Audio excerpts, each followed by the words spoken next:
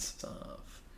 Alright, hello everyone, welcome to Adelaide Eternal. We are bringing you our Versus series. This is basically where Beckett and I, we just play some Highlander against each other and just have a chin wag. You get to listen to us and see some sweet, sweet magic. So this is Beckett Wolfe over here. Hello guys. He's on Grixis control and I am on a tuned list of Rug Life. This is a powerless rug, so it is Rug Life without Time Walk or A-Call. So this is a budget version of Rug Life so that people can see how it runs. Should we odds or evens? Odds please. Alright, that's you. Okay, so your particular list, can you tell us about it? It's Tom Cliff's list. This was from Nats, CanCon. Yep. CanCon, sorry. 65-ish players. Tom made top 8. So obviously a good list. Tom's one of the few people that still, I shouldn't say few, there's a lot of people on Kess, but he's been devoted to Kess for a while and fine-tuning it. This is not a great hand, but it is a keep just because I've got this. So this is my hand. There's that in the background there. Then we've got a bit of this action here, this action. And then we've got a little bit of this going on. So off to the races. It's going to be take it away. Underground Sea. All right. I think I know what you take. So everyone can see my hand now. So Verdant Catacombs and Breeding Pool. Wasteland down here as well. So you get to select from one of these. Should I just like place this over here, or like you're not going to be selecting that, right? I will be selecting Deathrite Shaman. Yeah. So this was pretty much yeah. Yeah, this is pretty much the thing that vaults me ahead. No, because I'm gonna pick Tarmogoyf. Oh, okay. This changes things, doesn't it? Do you have like a mental misstep or something? Yeah. I'm gonna slide that just so that we can have our beautiful Adelaide Eternal in sight.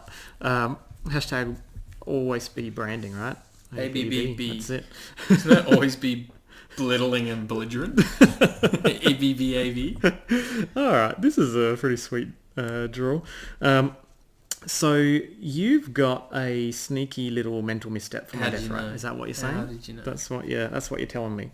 Or maybe like a lightning bolt for that. Is that what your plan is? So I'll shock, and then I'll play this. You got it? Yeah, I got it. Yeah, he's got it. Okay.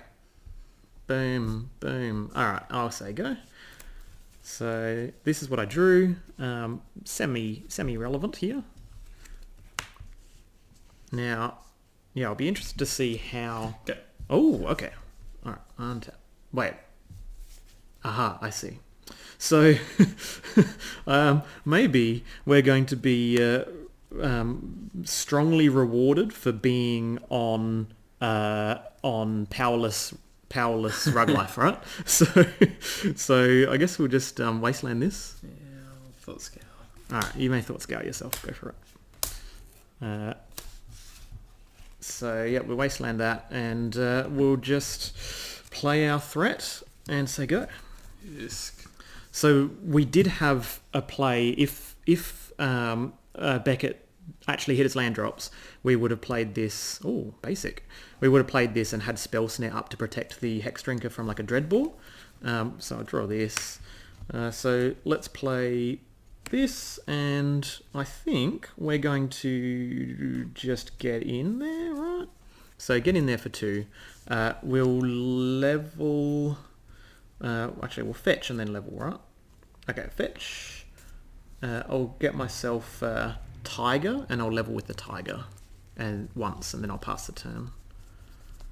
So we keep our Spell Snare up because... Turn 2 is the kind of scary thing. He's kind of a turn behind, obviously, with the Wasteland, but turn 2 is really scary because, Dreadbore, Hymn to Turak, all these kind of 2-drops come out. Now, Thoughtseize is not scary. When you're on a tempo deck, you're generally quite happy that your opponent loses 2 life.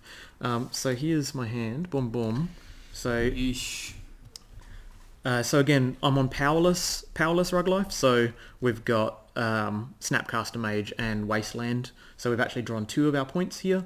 One of the differences, obviously, aside from that being pretty clear with the A-Call Time Walk thing, A-Call no longer being an option. The Yeah, so we lose Snapcaster Mage. We didn't have anything really to flash back, so we're okay with this. We go to our turn, untap and draw.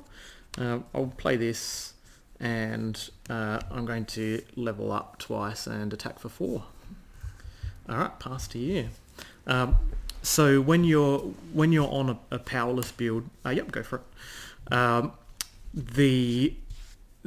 It's actually stronger in the 90% of games, because when you're playing the powered version, in reality, you only see your power, about 10% of games.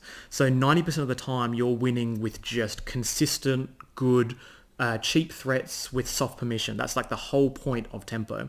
And when you play the powered build, so you have these 10% of games where you're just like, I can't lose. I just drew a piece of power and I'm so far ahead. Then you've got the powerless build where 90% of your games are actually improved, because, hey, it's the same as if you didn't draw your... Oh, this is pretty big. It's the same as if you didn't draw your power. In reality, your average game, your 90% game is improved because you've got Wasteland, Strip Mine, Snapcaster Mage, all of these kind of tools at your disposal. So it's the powerless build is actually stronger in many respects, but the powered build with Time Walk is spikier, and you can just get them on situations where you couldn't otherwise win because you're playing too fair a game. Okay, so this guy needs to be 8 to be swole. So we're probably not going to get there. But we're going to just level him up to 6. And he's a 4/4, so he's just going to pass turn to you. So this guy dies to a number of things. If I had kept Spell Snare off and had leveled up, he'd be level 8 by now, and he'd be crashing in for a huge amount of damage. But I assume that given that I've wastelanded Beckett, there's probably a 2-drop in there that I've been turning off with the Spell Snare, so it's okay to play this conservative game and end up winning 1 turn later, because the Hexdrinker has been protected from Dreadbore. What other good 2s? Strix. Strix is a really good 2 to counter with Spell Snare. Yes. Okay, tapped land. Alright, so... this guy's got protection from instants, which is huge. We're going to now give him protection from all the things, and this allows us to crunch in for 6. So Beckett goes to 3. I get to keep up some mana here, so I will pass turn. I've actually... Yep. So it's interesting here that I've actually flooded out, right? I just drew like 6 lands, including the Wasteland in the game, and all it was the power of a 1-point card just mising. You just mise your opponent. You just happen to get there. And I should have thought Scoured in my turn to hit the land, and then I get to thought Seize the turn earlier. I think you still probably get there with Hexdrinker though, and your snare was switching off Dreadbore. The snare was, yeah. Oh, okay. I'm gonna rewatch this later on, and because I don't know what Beckett's hand is, and I'm just like, I lose to Dreadbore, and it's actually Dreadbore. Wow, that's pretty sweet. The interesting thing with these... I was a bit too scared of Pyromancer that game. I think I was keeping up my own spell snare for your Pyro. I see. But if I hadn't, I could have Brazen Borrowed Hexdrinker. The Hexdrinker, yeah, good point. Before you got Pro Instance. Very good point. Yeah, so the... it's just awkward hands for me. Yeah, true. Like I had all the answers, but I think I made the wrong choices, or maybe you you played the right way, played around the right things. Because I was expecting you to jam Pyro, and you just leveled up Hexdrinker, and I was like, ugh. As I'm a very conservative player, and as a tempo player, tempo is like conservative aggro. Aggro, you just kind of get out there and just kill them. And tempo is like playing an aggro deck, but you're super, super conservative, and you're deploy only 1 threat at a time. Then your opponent, kills that. Then you deploy the other threat, and they never get to leverage their wrath. And then they're going to Toxic Deluge away only 1 thing. And yeah, it's kind of what do you call it? Aggro for the conservative player. And that's a key. Alright, I'll have a look at mine. So this time I'm on the play now because you were on the play last game. So Yes. this is not a keep. So for those at home, you'll look at this hand and you'll be like, hey, spells. But it's honestly not. So I'm going to show this to Beckett as well. So this is lands and spells, and you look at this hand and you're just like, wow, this is great. I get to see what you're doing, and then I get to mental misstep something. This is going to be so good. I'm going to draw into a threat, and then I'm going to get there. You know, I can ice a land or something. This is not a hand that you keep with Rug Life. And I see people do this all the time. That. Yeah, they do it, and I'm just like, what are you doing? It's not at all the game plan of the deck. Like I said before, Rug Life is an aggro deck. Well, I think you got to respect a deck like Kespile. You know, even though I lost that last game, like Kespile's a good deck, and it will outvalue you. Yeah. If you let it get to the late game, you know. Keeping up spell, you might be like, yeah, I've got spell pierce for his first threat. Well, I'm not playing that many threats. Yeah. The best thing I can do is a Planeswalker on turn 3, and if you're not playing threats, I'm probably not going to jam it. That's it. And the point of playing tempo is you want to do all those soft permission things and be like, yeah, spell pierce your Colligan's command, so good, whilst you've got a Goblin Guide out. Like, if you're not doing that with the Goblin Guide out, then you're actually not enacting your game plan. You're trying to play a control strategy against another control deck that's just a better control deck than you, like dramatically better.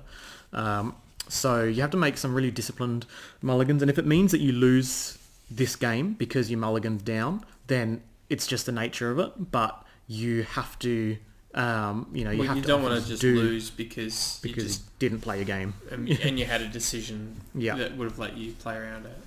And this, on the other hand, is a keep. So it's a clunkier keep, but it's a keep because you have this, and then you also, if this plan fails, you have this to find another type of thing that does that role. So I put away this card on the bottom. All right, go for it. And it's yours. Okay, I will draw. And we're going to... I think we're okay with this. I'm going to lead off with this. Yes. So this is a contemplation. So I will ponder these 3 cards. Let's have a look at them.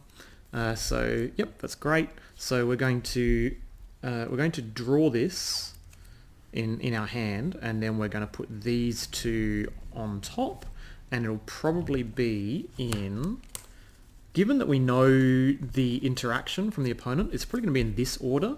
So you go this into this.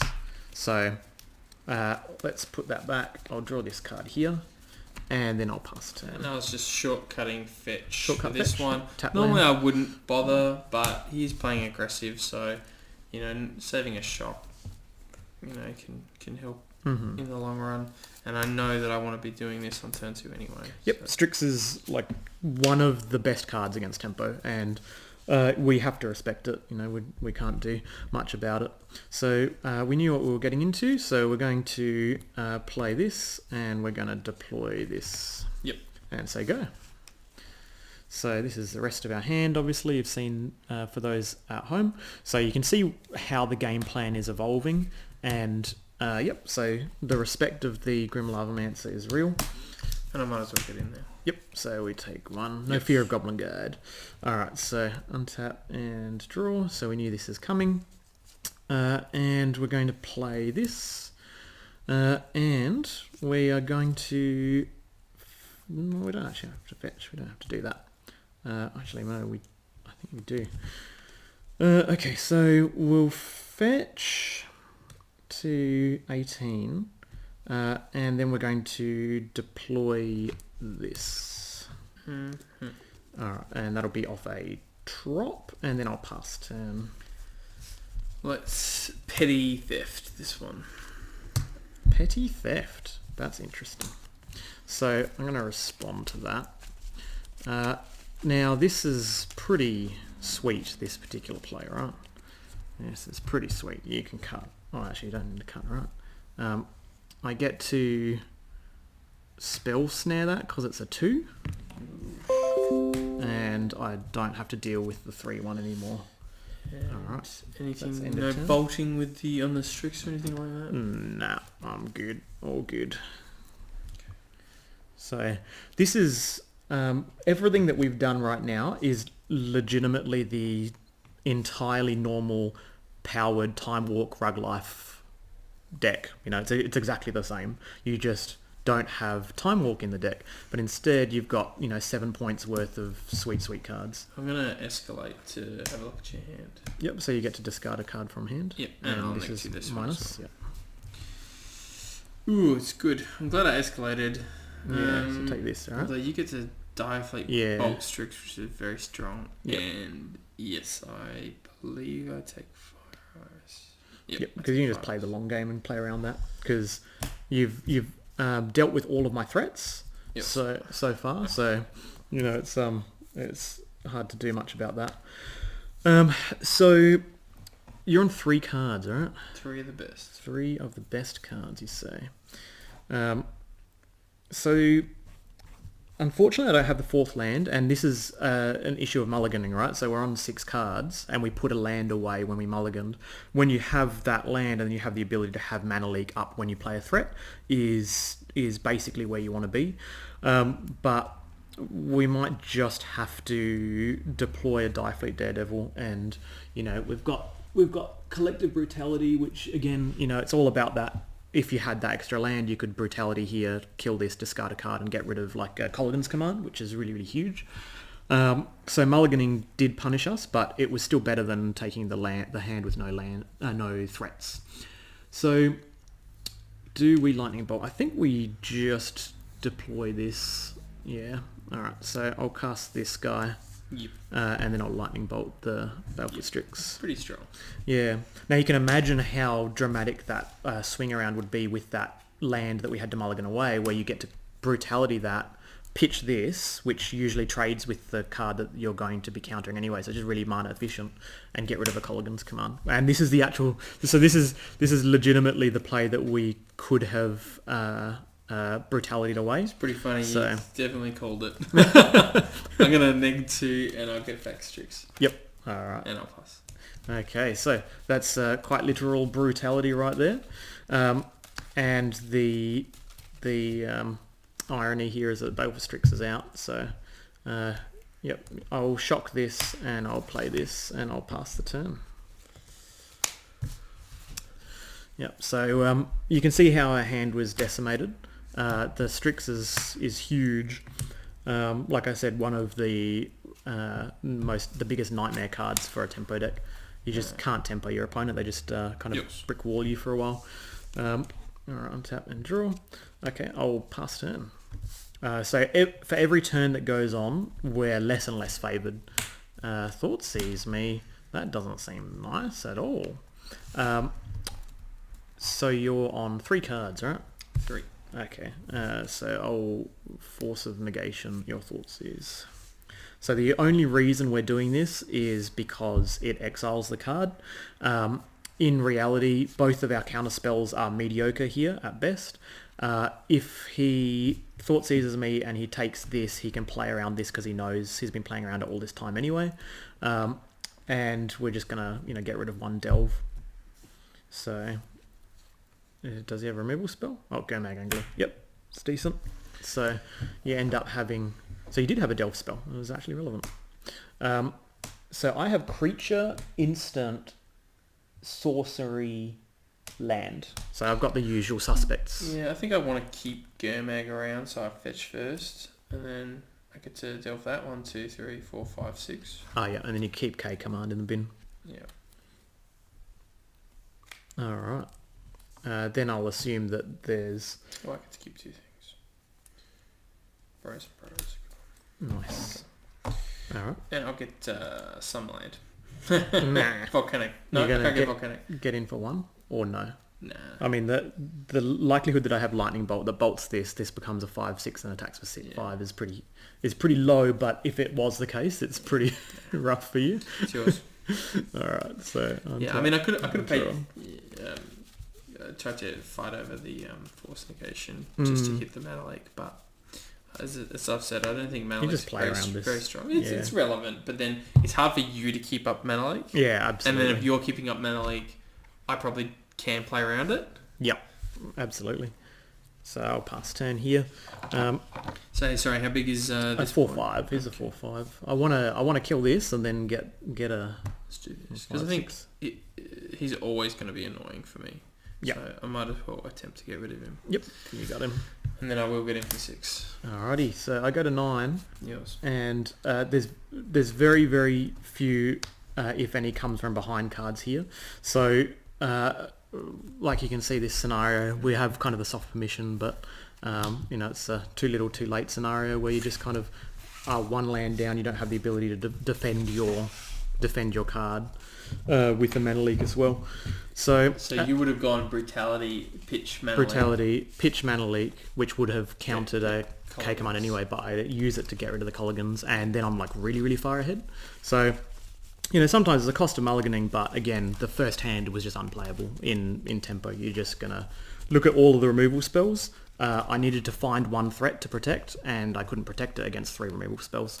So that's the game 1s. We got to have a game 1, both of us on the play, and then we'll get to see our game 2s and onwards in the sideboard in our next video. So we'll see you then.